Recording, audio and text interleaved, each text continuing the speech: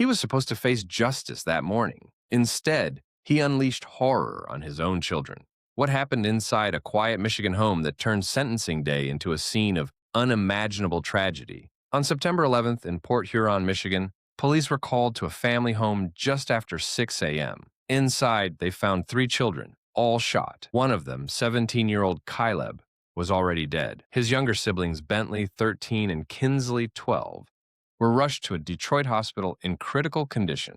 The shooter? Their own father, 44-year-old Jeff Smearer. And what makes this case even more disturbing is the timing.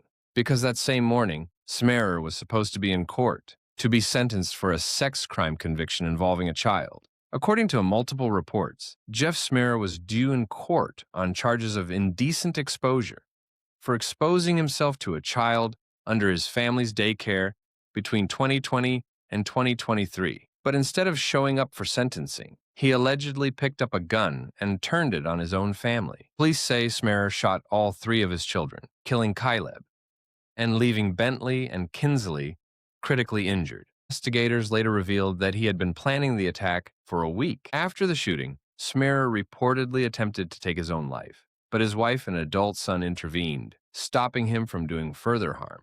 He was arrested and later charged with murder and 2 counts of assault with intent to murder. The tragedy has left the family shattered. According to a GoFundMe set up for the victims, Kinsley is now paralyzed from the neck down after a bullet struck her spine. She faces multiple surgeries, including facial reconstruction. Her brother Bentley also survived but suffered shattered cheekbones, upper jaw, and nasal injuries. Meanwhile, the family mourns Caleb, remembered as a kind, bright teenager with his whole life ahead of him. A relative told ABC7, "It doesn't make sense. He woke them up like any other morning. Then something just happened." What exactly triggered that something remains unknown, but prosecutors say the father's confession left no doubt that this was deliberate. A father who was about to be punished for one crime chose to commit an even darker one instead. 3 innocent children, victims of their own blood, and a family that will never be the same again. Justice will now have to answer for Caleb's death